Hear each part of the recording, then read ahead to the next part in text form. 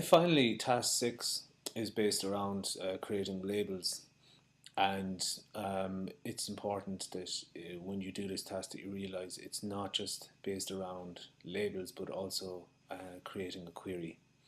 So let's read through it. So you're asked to produce a set of labels from the database table TBL stock 2 for all entries except those released by Warner label, and this is where the query comes in.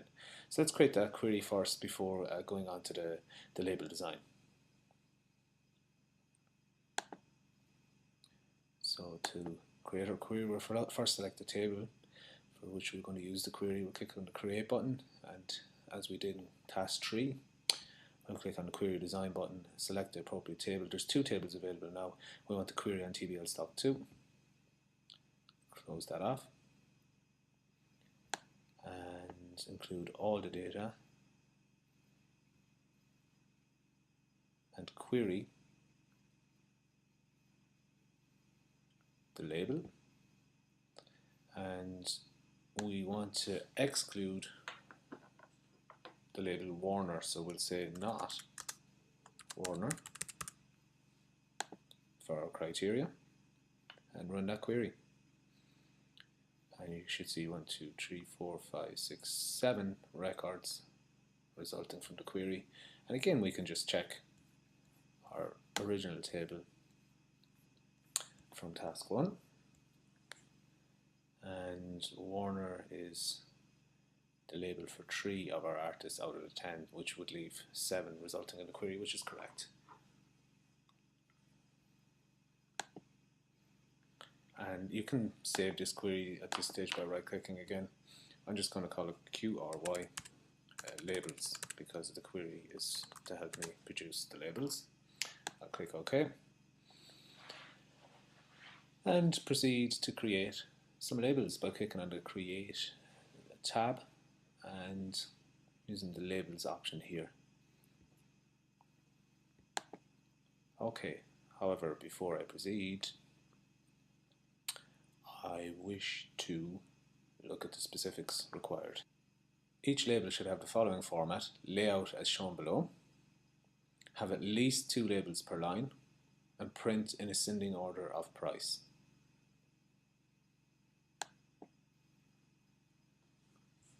So you can see this particular type of label on top here that I've selected has 2 labels per line or 2 across. That's what that means. And click on the next button. You can change the font size and specifications here, but I won't do that. Okay, let's return and see what fields I wish to include: the CD number, the name, the artist, and the price. And what I like to do is I just click on the field I include, put the next one on a new line. I'll tinker around with the layout in a minute, but for the time being it's best to include each field just on a separate line for right now. Once I've that done, I'll deal with the sorting. So ascending order of price. So I select by price and give my report a name. So in this case it's going to be called LBL stock 2 with your initials, and we'll have a preview by clicking the finish button to see how they look when they're printed as they're now laid out.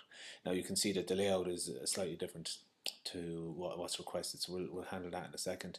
With 2 labels per line, which was requested, all we need to do is drag the price and artists items to be on the same line, and layout is shown.